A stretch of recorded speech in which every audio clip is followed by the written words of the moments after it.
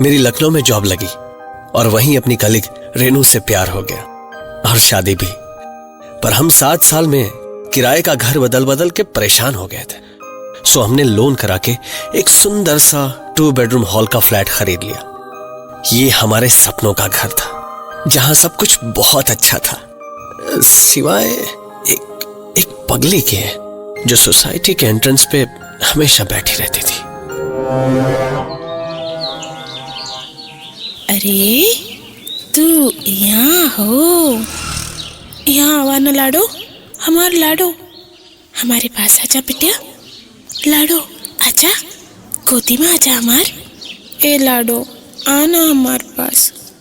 लाडो काहे अम्मा को सतावत है लाडो, आना बिटिया लाडो।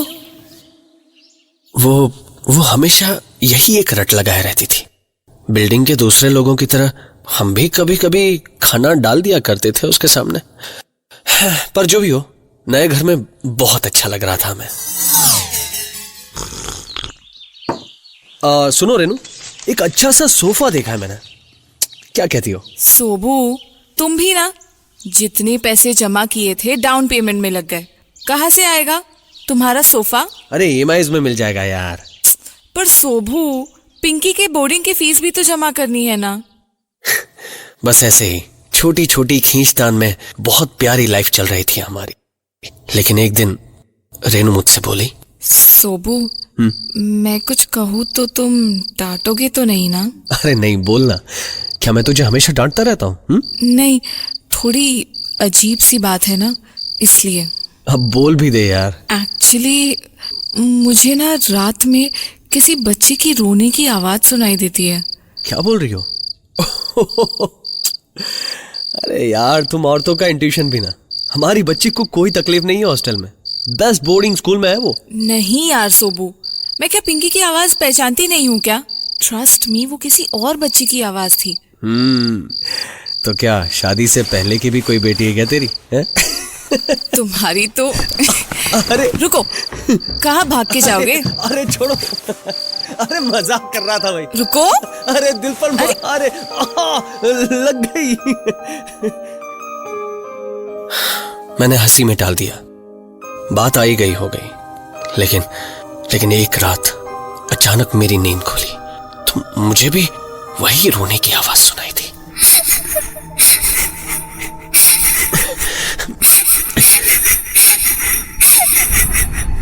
मैं झटके से बिस्तर से उठ गया। मैंने रेनू को डिस्टर्ब नहीं किया, चुपचाप उठ के दरवाजा खोला और बाहर गैलरी में इधर उधर देखा। ये आवाज कहां से आ रही है, पर कहीं कुछ नहीं मिला तो वापस लौट आया। पर तभी लगा कि ये आवाज तो बाहर हल्की थी, जबकि यहाँ घर के अंदर ज्यादा साफ सुनाई दे रही थी।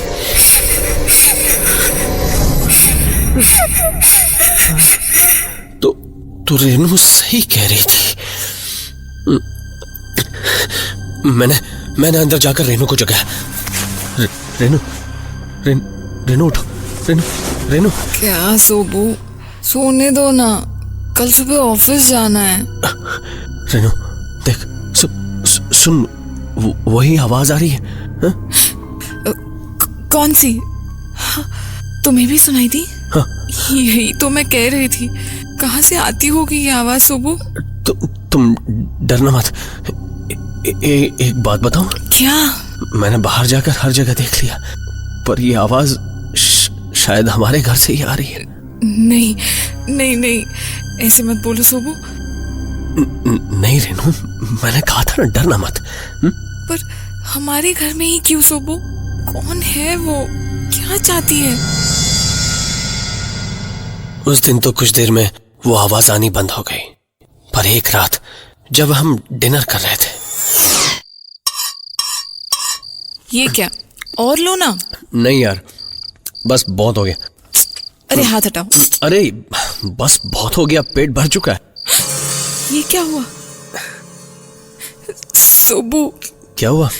अरे बोलो ना, क्या हुआ?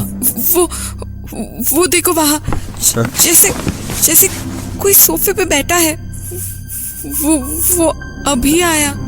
हाँ, लग रहा है जैसे कोई बच्चा लेटा हो। उस छोटी सी बच्ची के लेटने के निशान है उस पर। कौन है वो सोबू?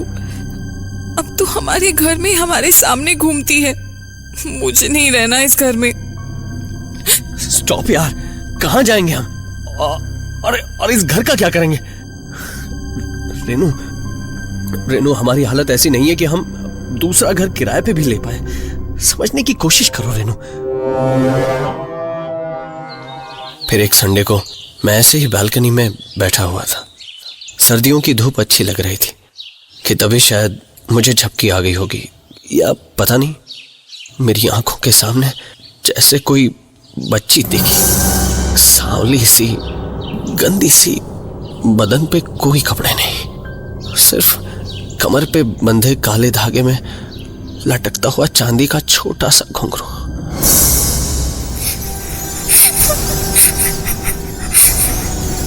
अम्मा,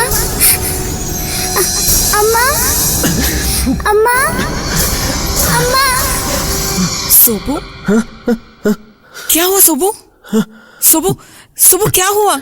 कुछ नहीं, कुछ नहीं। तुम इतना हाफ क्यों रहे हो? और ये पसीना, तबीयत तो ठीक है ना? टेल मी सोबू। इट्स ओके, ऐसी कोई बात नहीं है।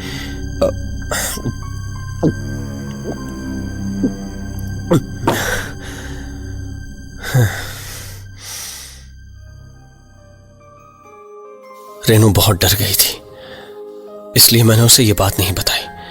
पर इसके बाद तो मुझे वो सपना यहां वहां बैठते बैठते हर जगह दिखने लगा। मतलब कभी भी, खुली आंखों से भी। घर की आबो हवा ऐसी भारी हो गई थी कि कभी कभी तो सांस लेना भी मुश्किल हो जाता था। और ये सब एक छोटी सी बच्ची कर रही थी। पर मैं करता भी क्या? फिर एक दिन ओझा भी बुलवाया।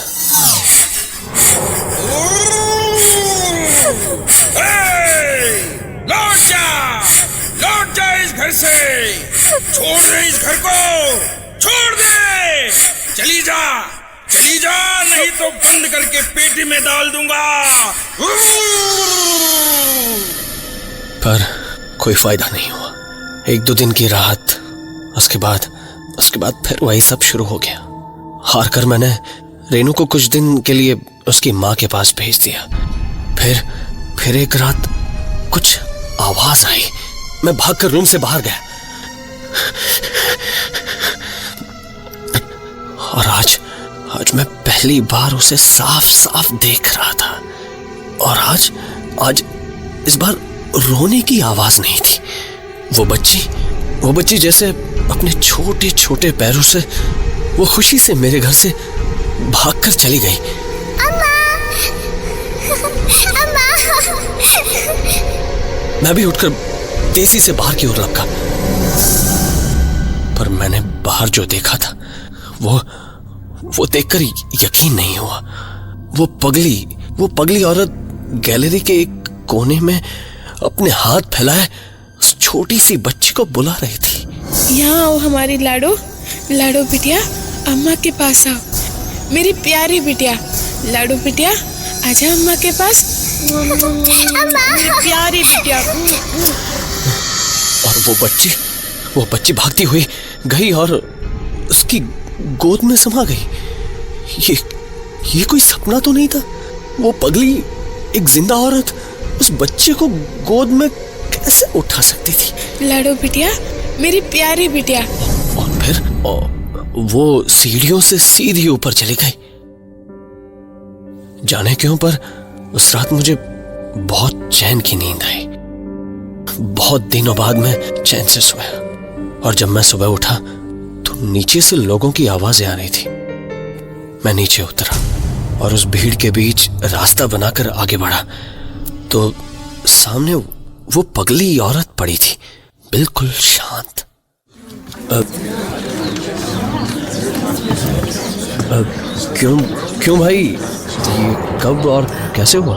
सुबह निकला तो देखा यहाँ पड़ी हुई थी। रात में शायद ठंड में मर गई होगी। ये सब जो मैंने देखा था सुबह और रात को, उससे मेरा दिमाग चकरा गया था। पर शाम को मेरी पास की ही ए ब्लॉक की बिल्डिंग में एक बुजुर्ग से बात हुई। वो बहुत वक्त से वहां रहते थे। कौन थी ये पगली, जानते हैं आप? मजदूर थी। जब यहाँ काम चल रहा था CD और E ब्लॉक का, तो बहुत सारे बिलासपुरी लेबर काम कर रहे थे इस साइट पे। उन्हीं में से एक थी। इसकी एक छोटी सी बच्ची गड्ढे में गिर के मर गई थी। अरे कैसे हुआ था ये? अपनी ही माँ के आंखों के सामने। उस वक्त उसकी माँ बिल्डिंग में काफी ऊपर चढ़ी हुई थी, काम कर रही थी। तब यहाँ काफी सुनसान रहता था। आसपास जंगल झाड़ियां सी थी।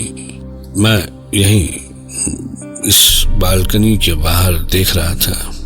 मैंने देखा वो बच्ची रोती रोती अपनी माँ को ढूंढती हुई जा रही थी। अम्मा, अम्मा, अम्मा,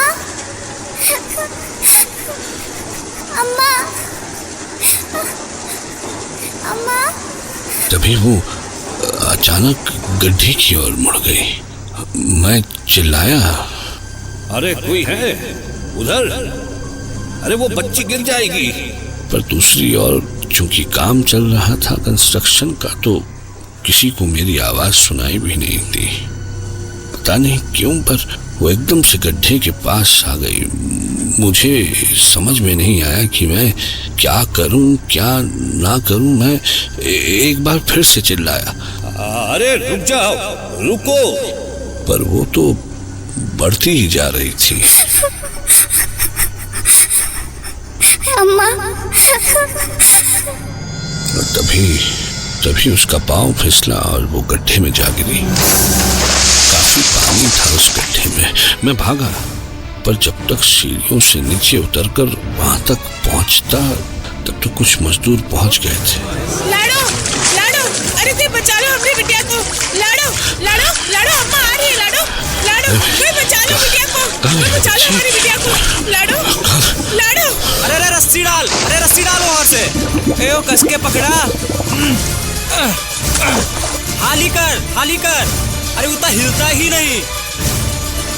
यहाँ लेटाई दो, यहाँ लेटाई दो।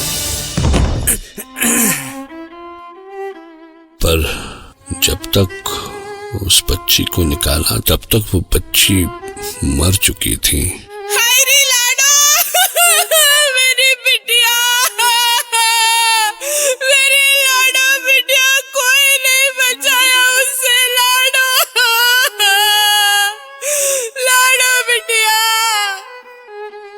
और आखिरकार उस पगली को उसकी बच्ची लाडो मिल ही गई।